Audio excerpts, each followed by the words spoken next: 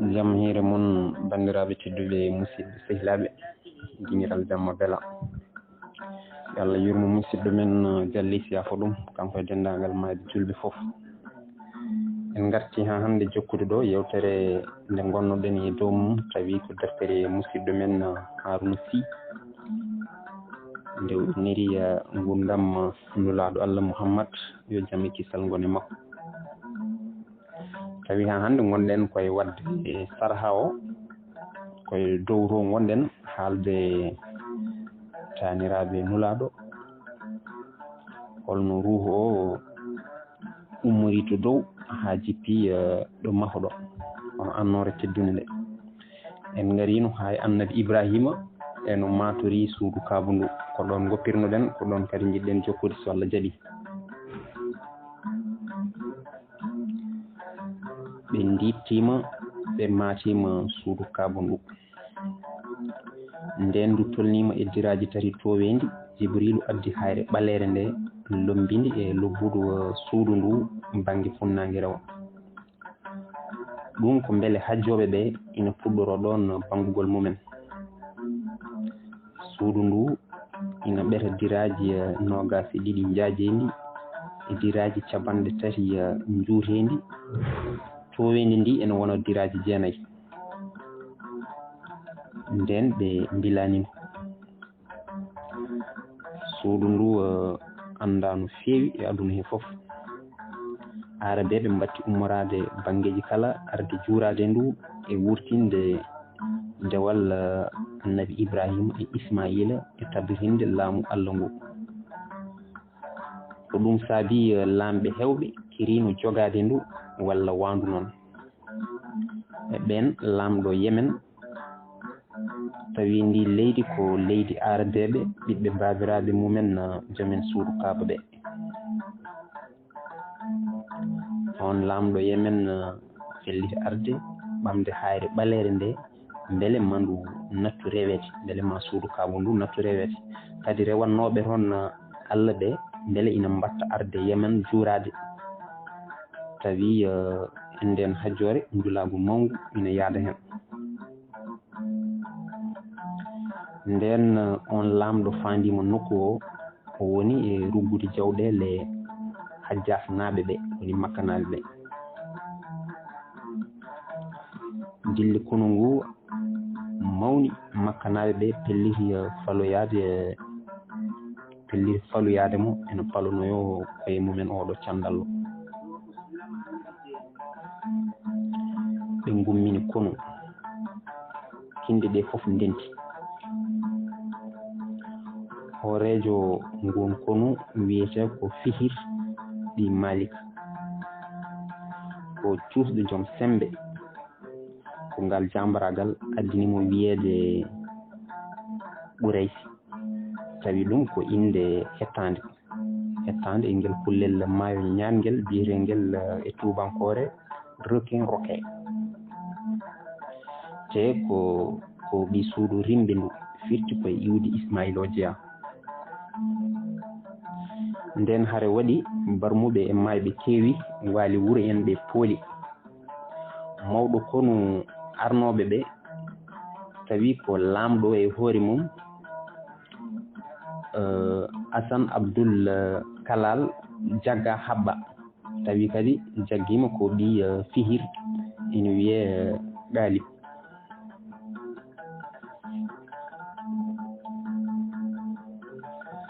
Kaaba ka ina lutti e juuɗe makkanaɓe ɓe kono kamɓe koye mabɓe ala leñol keerigol jeydendu walla ardade juɓɓudu mayru. ko leñol bawtingal kala horkiti juuɗe ngola.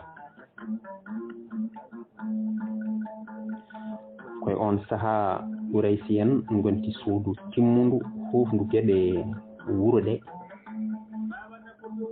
ko ardi ko koɓe yantunoɓe e hinde Kinama en kono nden ɓesgu e cuusal foof janti e wondeɓe iwdi Ismaila e Ibrahima ɓe piɗɗiri. ɗum waɗi ko hedde duuɓi 350 caggal jibinede annabi Isa.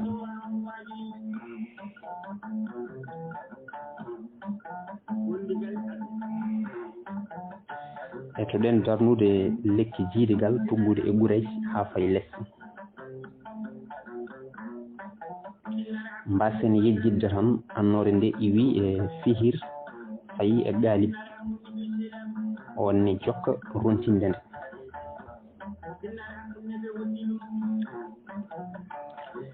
Fihir ko ɓi Malik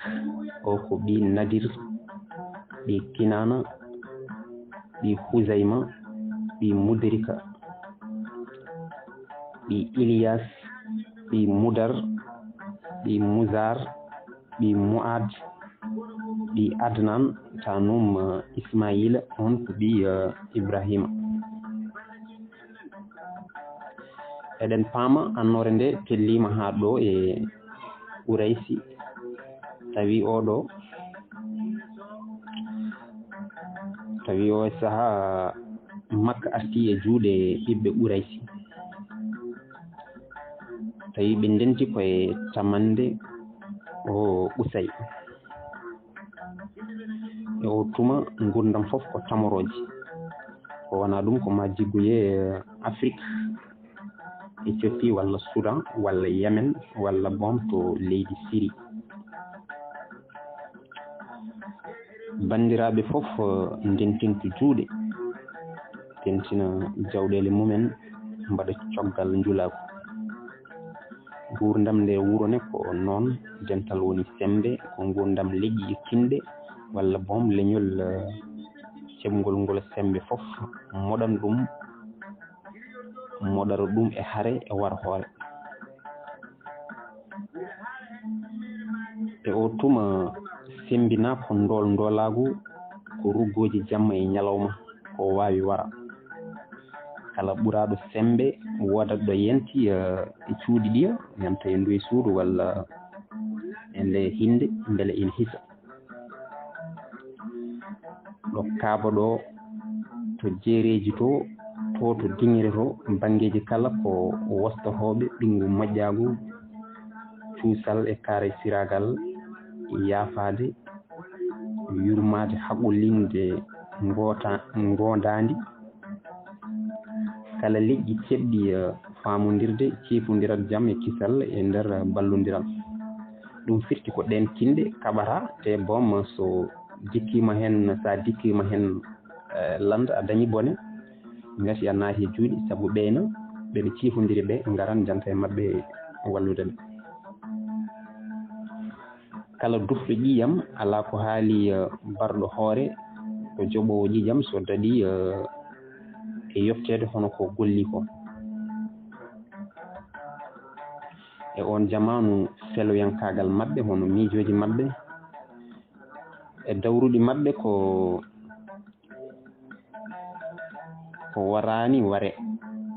warani ware andinaki majje hakkille nafara neɗɗo natti ko ɓernde woodi ni woni Allah geno natti ñawrede nattini andede e dental sabu natti rewede e keewal seede majjum koye nder suudu geno ndu hono kaaba sanamuji ina toon ha mbi soko docce tawi ko ɗin ɓe mbiyata ko Allah ɗin sanamuji ɗiɓe pewniri juuɗe maɓɓe ɗum noon wona tan e Makka Hijjas Najaf ha Perse e jogli ɗi fof diineji annabi Moussa e annabi Isa ina jogii rewoɓe no diine annabi Ibrahima ɗe jogori siftoroɓe ɗum ni kono e ko ɓuri yiitinade ɓurɓe hewde ɓe ndewanno ko toruji hono sanamuji e o saaha ko camdulagu duumi e ko ɓuri hewde e jogli windere nde fof ɗum addaniɓe wattude ubbude tiggoyon ndewon ngam dallinorade debbo ko faggorde gacce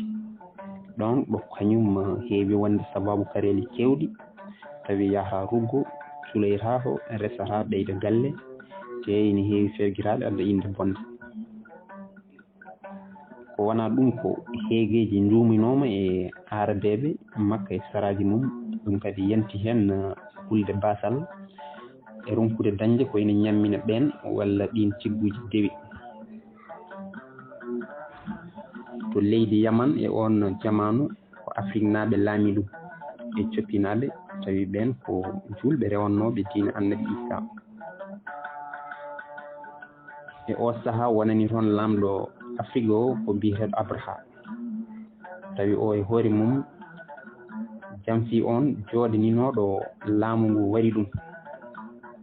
nden ceerno hono lamɗo kadi nani ɗum felliti wardemo kankone o welnori lamɗo o ɓataki ɗum ɗo ko hen tawa o wi mi mahanima juulirde an lamɗo tawi hono mayre ala tawo te hay lamɗo goto mahanonoka hono mayre ko adima mi ala e dartinde ɗe golle so wona nde ɗaftumi hijjoɓe aradeɓe ɓe so wona nde ɗaftumi hijjore aradeɓe nde eɓe jogui juulirde to makka to ɓe mbiyata ɗum ko suudu Allah eɓe tijja e nden hijjore hono ndun suudu nde juulirde nde mahanmami wappitinde maɓɓe nde laabi ujunere to mawnugol e to jonnam to jondam mami yamirɓe yoɓe garga e hajjude ɓe goppa ndu maɓɓe ndu ɗum wonanma teddungal mawgal an lamɗo nden lamɗo janggui ɓataki mum waytanimo fota waytanimo no fewi waytanimo no fewi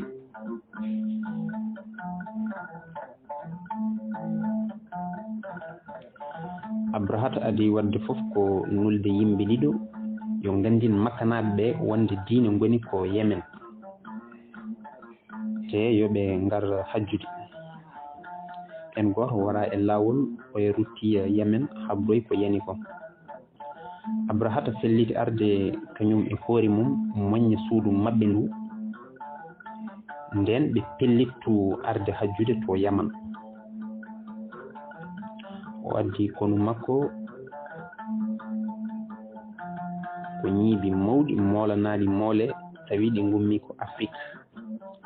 adinoɓe ɓe falade ɓe ligni ɗumen eɓe teɗani suudu Kaaba ndu nde o ari ha e Ɗayif ɓen mbaddimo e neɗɗo mumen ganduɗo ladde nde ene wiye Abu Rigala beele ɗo omo ha Makka addi ɗum ko ɓen ina kirodira e wuuro Makka ngo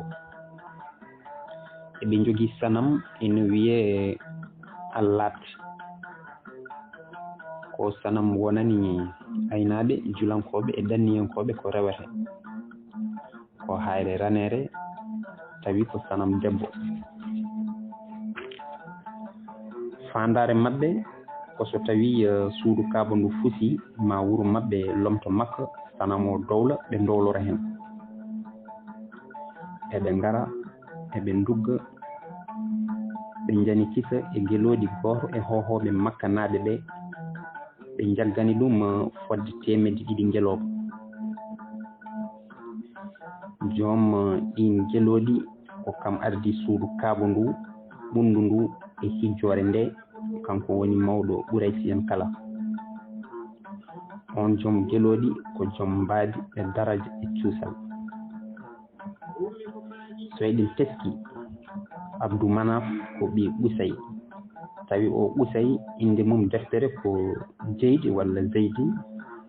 Abdou Manaf boom nde jibina jinnaɓe mum battino ɗum noddirde alkamar hono lewru sabu mbaadi makko o Abdou Manaf nde dañi Hasim one inde mum deftere ko Amru one dañi ɓiɗɗo wiya Abdul Muttalib o kadi faggitinde inde makko tigiri ko Sayba. Abdou Manaf e hoore mum inde mum tigirigi ko Al-Mughira ko o Sayba walla Abdul Muttalib fotti e Abraha.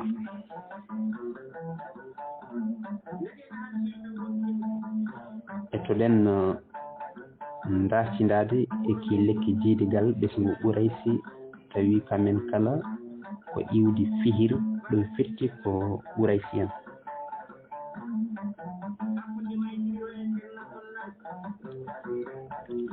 Murra jibini Kilab,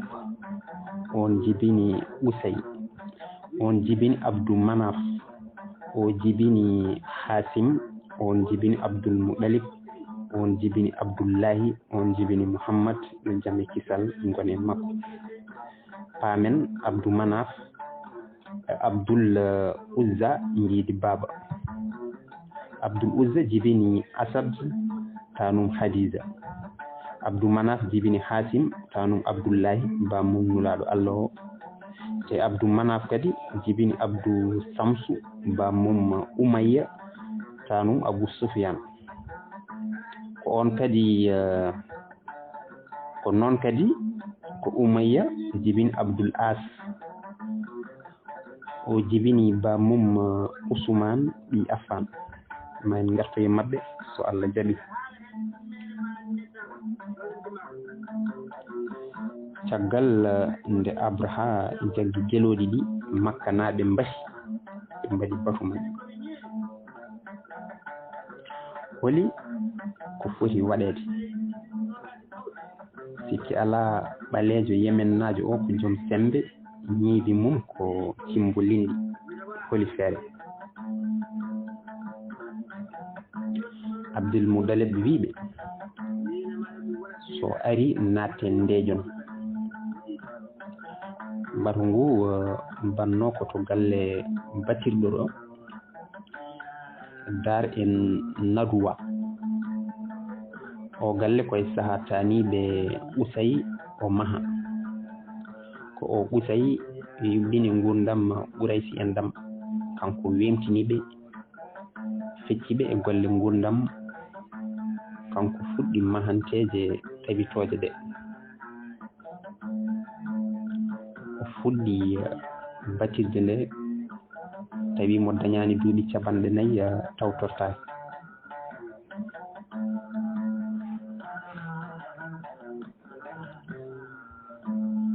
Dendagal gueɗe jowhiɗe e hinde mabɓe nde ko toon ciinete, ko wayno dewgal, ɓurnugal, yamirore haare, jobde ƴiƴam, pellitgol sadakuji e gueɗe hijjore. Kanko Abdul Muttalib o faloyi Abraha gila natani wuro ngo. Nden on yi jimme makko o tan geno elti ɗum, o jaɓɓorimo bertanteri ngarɗudi ɓe joddi. Abraha wimo gila jimami e yiddam heewi e ma, min fof e wonde bonijo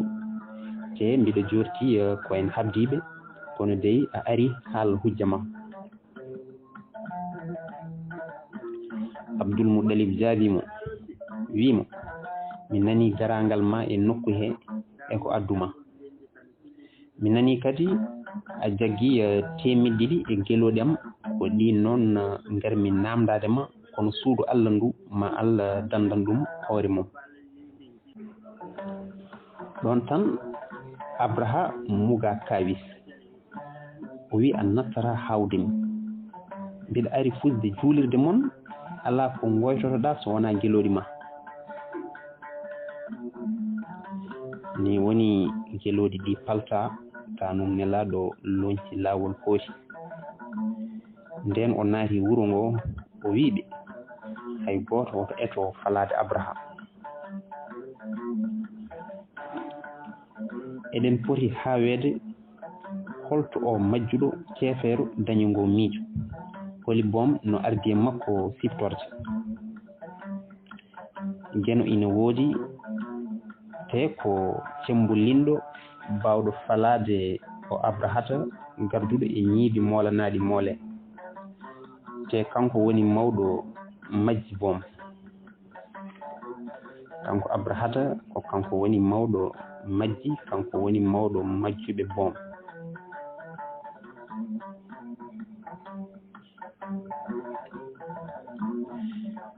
Ɗin kongi ina keewi artude e maɓɓe sanga nde ɓe ngari ɗo dutal ala wadde ɓe ciftoro Ismaila e bammum hono Ibrahima eɓe gandi koye ɓen ɓe doni suudu ndu te ɓen ko diine ciniɗo ndewata mbaddani hen sanamuji. Ko wona ngon siftoro taniɓe ina gasa tawa ko hunde ɓuñata e makko nde o anda tawi ko nden addinimo yiɗede Abrahata teddungal e cuusal e newuya o newnimo nde wonno ko ɓuñata e makko ko alay saago ɗum yaltat saabu koko foda ina haaja dawe mum ina ponda ina dotta nden hunde mo nde woni e mum kala ñippante gite hormete saabu koye horma nde ummi inde yooli e maayo horma fodde duuɓi ujunere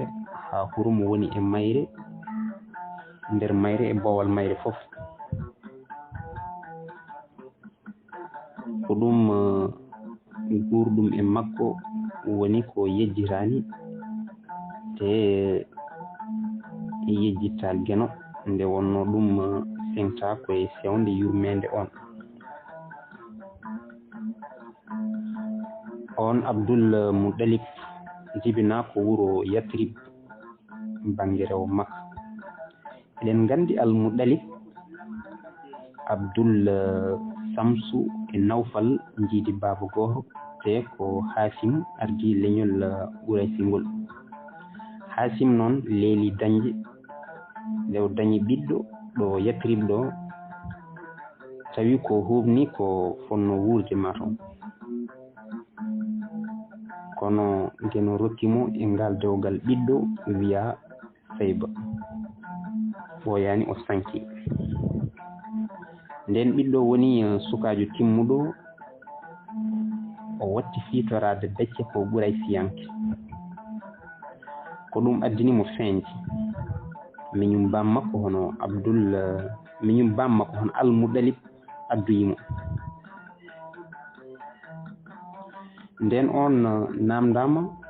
holimo addi o wiɓe e yano o ko maccuɗo Al Muttalib firti o ko Abdul Muttalib Al Muttalib kisa nde inde wawri wiyama kadi ɓe jii omo adda tan ɓe cikki ko maccuɗo ɓe mbimo Abdal Muttalib ko ni o artiri e nokku bammako en o maati e ndin mbaadi kanko fof ko timmuɗo joɗɗo kakulinɗo pinɗo joom fimde e jimme ko kormaɗo e nder arabeɓe kala ko o Abdul Muttalib fottoyno e oya Abraha Abdul Muttalib inde makko no mbiɗen ni ko Sayba woni inde makko tigi rigi nden o arti o habri ko waɗi ko e cabbi Abrahane ko joom anniya ko diiniyanke wiyata diine sanam ɗe ko ɗe cagarte wadde ko ɗe poɗɗe bonde mo selli e ɗi dalillaji yiidemo joom pellital namdade ngelobon mum kam fof dey e wonde joom jimme e horma yonanimo sababu fiftude ko fibno mahande ceerno makko juulirde e fusde juulirde ɓen ɓe gandano no geno rewirte wadde o haytani te o jogorano ɗum waɗi koye hitande 1590 caggal annabi Isa ko jaasi lebbi ɗiɗi ko adi jibinede Muhammad e dame kisal gone makko Abraha dawri boni mum hande ko pusal suudu Kaaba ñiwo ba hono Mahmoud Hebla ardimo ina holluyamo lawol makka ko biyeteɗo Abu Rigala nden ñiwo ba huccanama e suudu Kaaba tan mba saliyati mba fiya ko waɗeteno fof waɗa mba sali ha yoori eta enda yo wattindo e Kaaba mba sali ha woori noon so ɓe tindini ba nokku goɗɗo tan mba ɗofto ko wona suudu Kaaba ndu nden kono ngu saktinima wuro ngo geno mo luutatake haydara andani e hay hunde o nuli colon pamoro kon colon wiyama ngummori koto dande maayo waɗe wuro lillungal ngal timti e boniranteɓe ɓe tawi colel kala ina wuufi kaajel ena andinamo fiya won wiɓe ko kaaƴon tahon tekkere fof gotel e hoggo ko ni colel fof tiimi e neɗɗo walla daaba heɓɓite e mum kaajel kon colon ko yeru samba ala daade en kono wiyama ko malikaji ngummi zeygol ina gaddi kaaje magge kala mo kaajel yani mum nguru ɓoroto silkito maaya ko goto tan danno hooti Yemen woni e fillanade yimɓe wuro ngo no hare nde yaari nde arti nde o yiɗi famnudeɓe no colon kon mbayni tan ndeke hen gotel weeyi ɗon sikki tan o wiɓe ko hono ngel ɗon tan sondu ndu o ɗacci kaajel makko o maayi mi woni geno dandi suudu mum ngurdam jokki te ko ina siftino Allah yiyama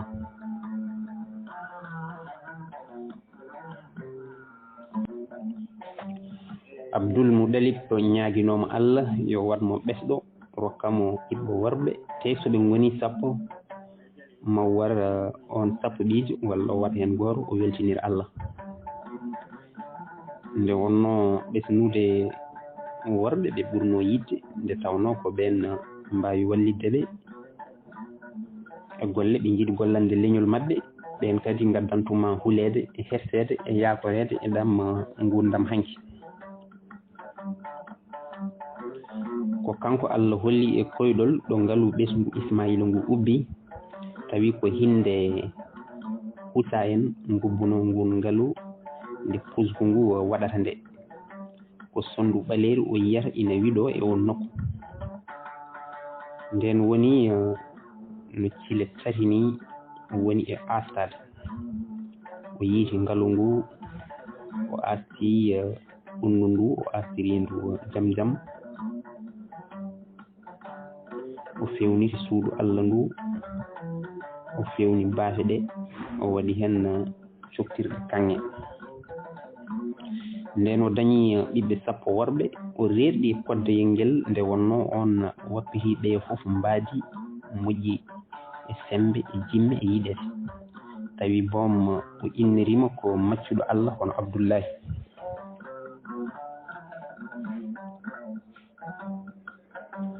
o noddi ceerno mabɓe ɓurɗo wawde mbilew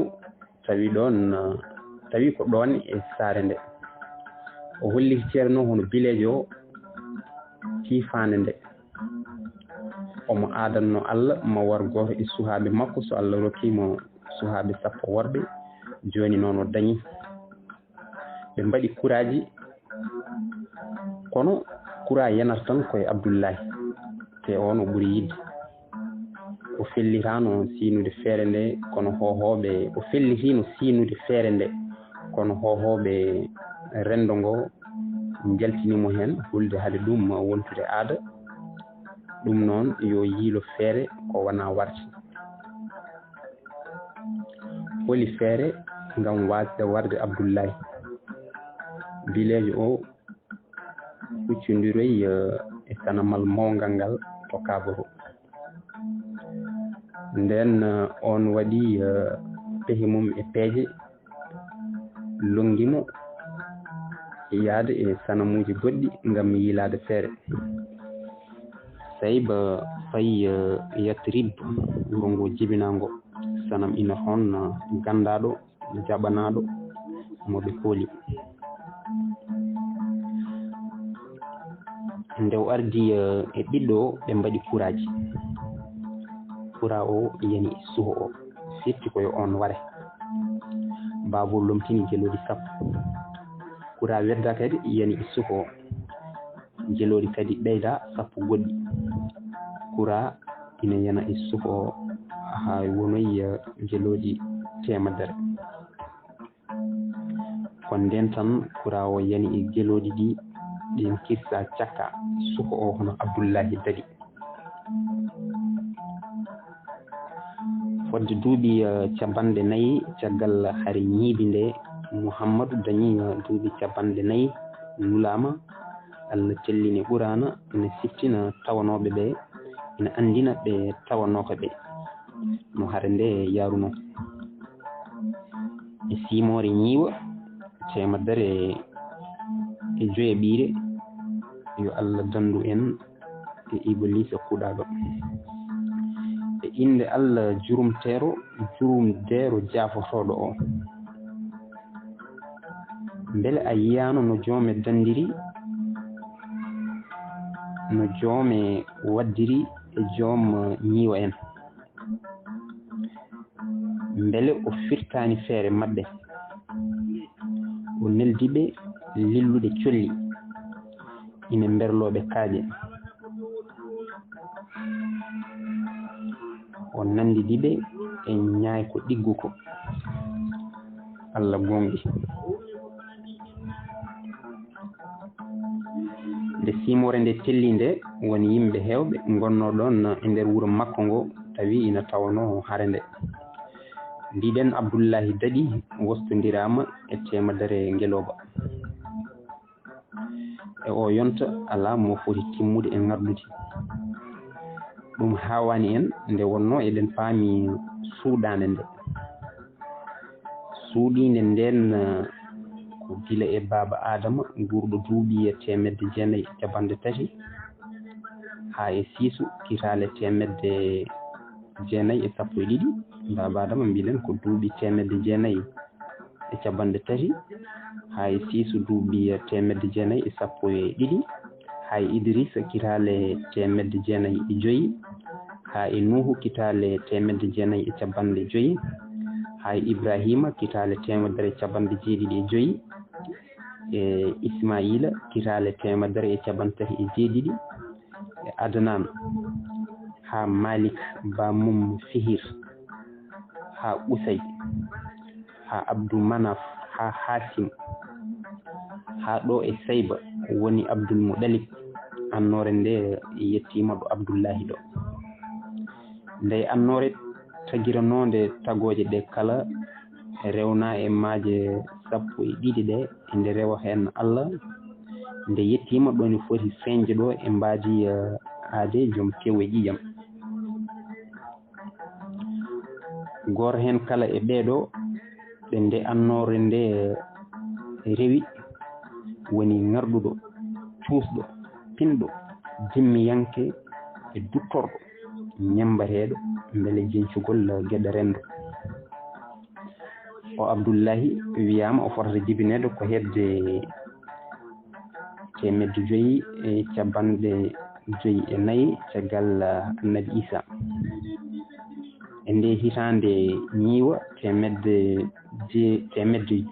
550 omo yara e duuɓi 16. On saaha tawi o watti yaadude e cogge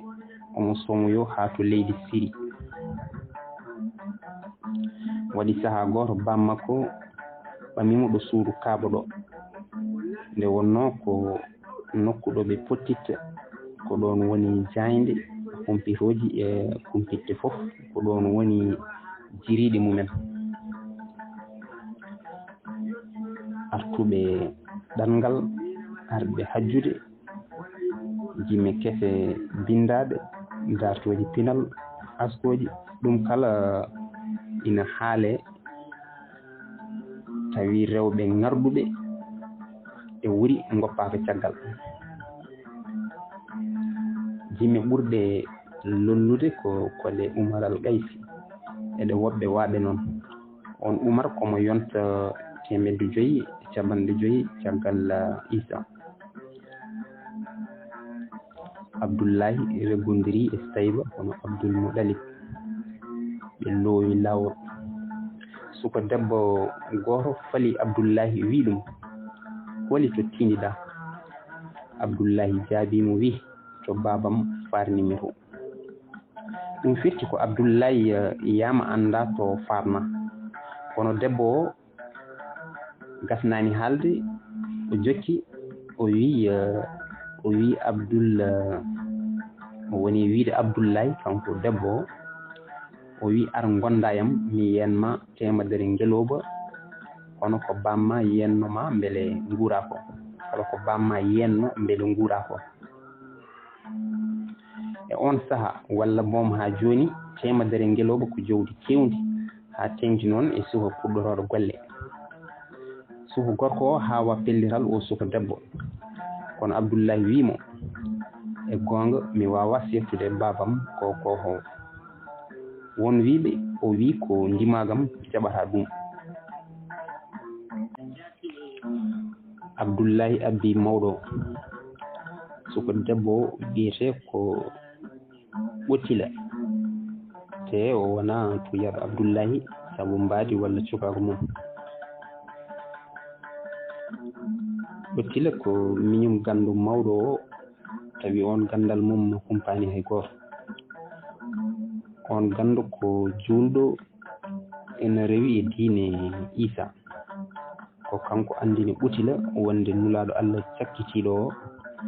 andirte jinnaɓe mum ko foyre jalbore e yeeso jomum nden o foti Abdullahi o andi ɗum e mum o felliti yende ɗum ndi jawdi beele omo wona yummum nulaɗo Allah o Abdullahi anda ɗum te anda to fayi abdi mawɗo beele ni Abdullahi ina wawno jabde jabol ngol ko ala kamɓe taro kala ɓe ganda hoddire ngo hecci leydi ndi ɓe jaɓɓata ndi on gando wiyete ko waraga ɗi Nawfal Abdul Mudalib e Abdullahi naati e galle goto joom galle o wiyete ko Wahab ɗi Abdou Manaf mawɓe kaldi nanodiri dewgal Abdullahi Aminata ɗi Wahab huma ha baaji keddi ɗon tan yo mbayɓe ɓe damboyi to galle mawnum Abdullahi mo jeydi yummay baba ina wiye Abou Dalib caggal ɗum balɗe tati caggal kumal ngal Abdullahi hawriti e ɓutila debbo wayno mo meeɗani andude mo ni Abdullahi namdi holi sababu nde ɗurnare ɓutila wimo holi ko joli e ma caggal nde pottunoɗen ndeya Abdullahi wimo haydara so wona dey mi resi Aminata ɓi Wahab ko wonno hen debbo wi mi yino e maɗa annore te kala baɗɗo nde ko kañum wonata bammum nulaɗo gueno pandaɗo ɗum addannomi yidde gonden beele mami won yummakko kono ko Aminata dañi ɗum ni woni Abdullahi andi debbo mum ko cowiɗo kono kadi eko ɓuri tengtude ko kanko wonata o woni ni bammum nulaɗo Allah tijaɗo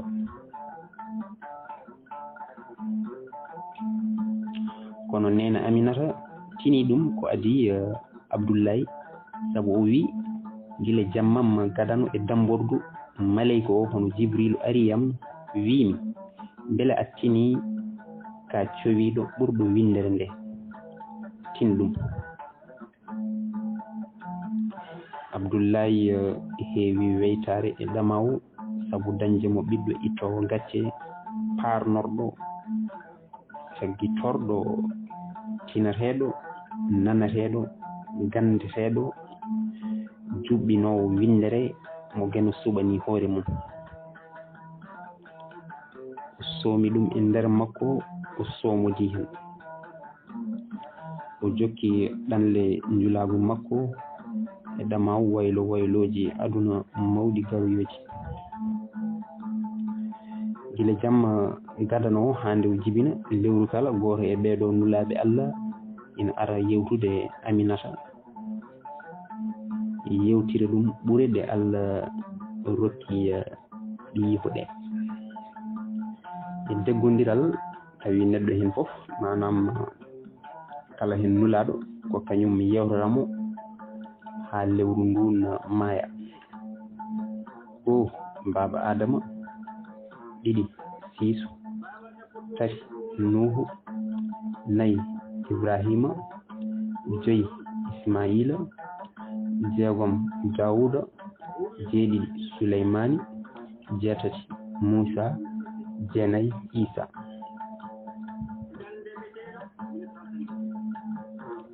Nden yeehi ha debbo o dañi lebbi 7 Abdoullahi sanki tawi ine yano ɗangal. Koɗo wuro Atrim ɗo bam makko jibinaɗo e galle tani ko en o sanki tawi omo faano e artude. Ko lebbi 2 pawi hen debbo hefti. Aminata wi so wona no malayka o wimi komi cowinoɗo ko mi andotano, sabu ɗum gila nden ha kettima hay musalla goto walla ko way noon meeɗani kam jertinde. Wendoga jibinedemo nden yonti ɓeɗo rewɓe 4 ina tawtorono ñande hen. Nene Hawwa, Maryam yummum Annabi Isa, Asiya debbo mum Firawuna nehnoɗo Musa ha Firawuna wasi ɗum warde, Sara joom suudu Annabi Ibrahima yummum Isaga. Malayka o wimo sa jibini ɓiyo janggo ɗum ɗo mbiya mbiɗo ñaganoma faabu Allah nde o dandanma e toñoɓe. Se inniramo Muhammad firtata ko jettaɗo.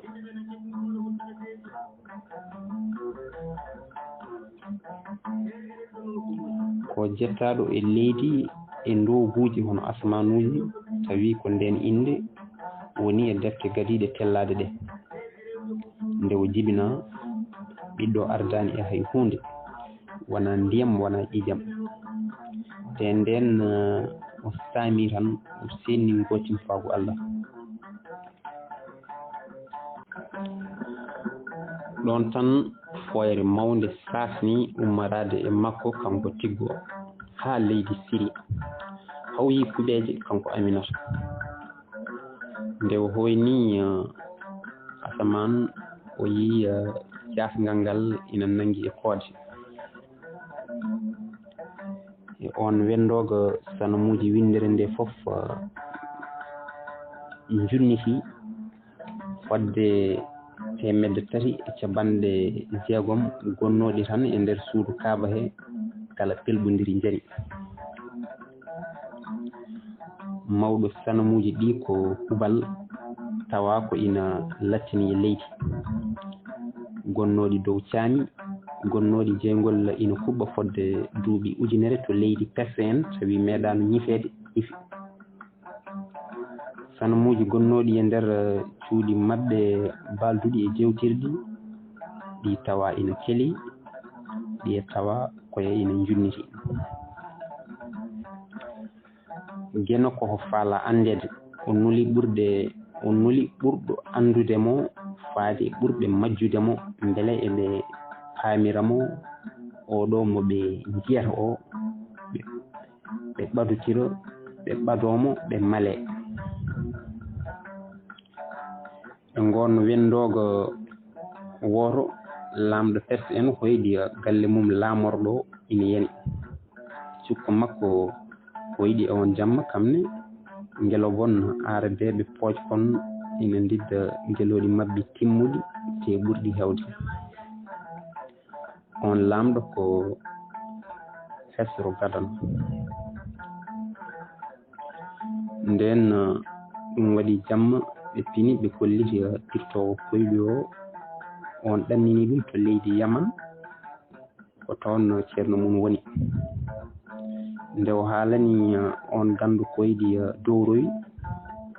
on wimo ma won jibinaɗo e arabeɓe ɓe adda basal e leydi Perse ndi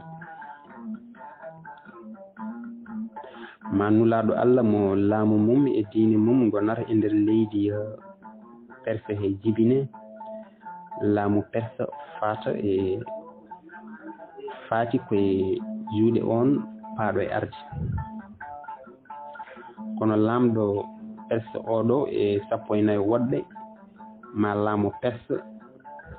haade ndi ɓoorede e juuɗe Perse en kono so tawi on arabe jibinaka taw andu ɗum ɓadima nden weeti Seyba Habra taniraguel mum jibinama Aminata haalanimo inde maggel ko Mouhammad te Allah ina fodani ngel o fodanani hay goto Abdoul Moutalib tambi ngel wangudi e maggel to suudu Allah ɗo onon suudu Kaaba ndu omo wiya wonnoɓe ɗon ɓe o wiyete ko Mouhammad ala mo fotata barkinde e windere nde jeno ina fodanimo moƴƴe towɗe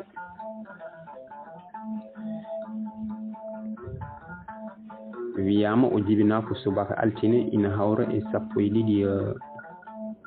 lewru arab wiitendu Rabia al awwal enen mbiyata mawlud e hitande ñiyoba woni 550 caggal annabi Isa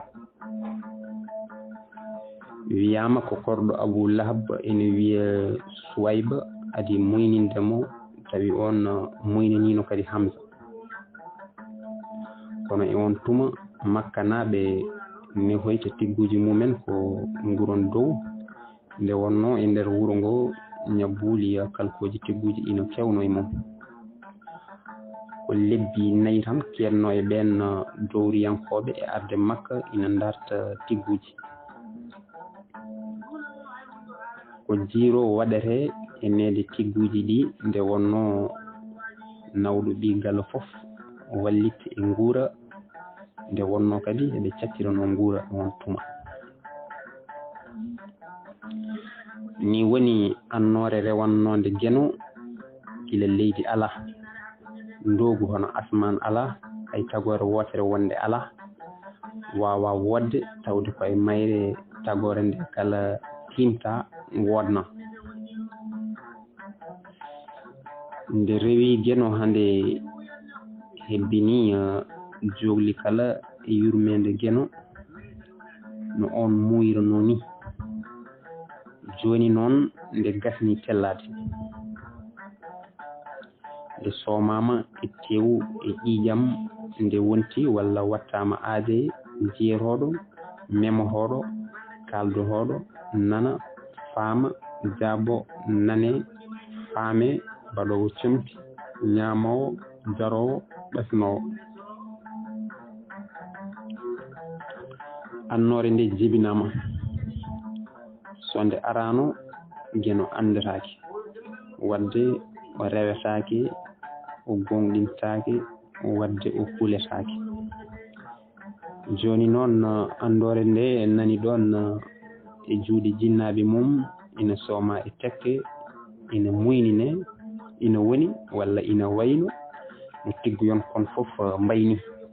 en paami nulaɗo Allah Muhammad sallallahu alayhi wa sallam jibinama ɗum noon bandiraɓe tedduɓe musidɓe sehilaɓe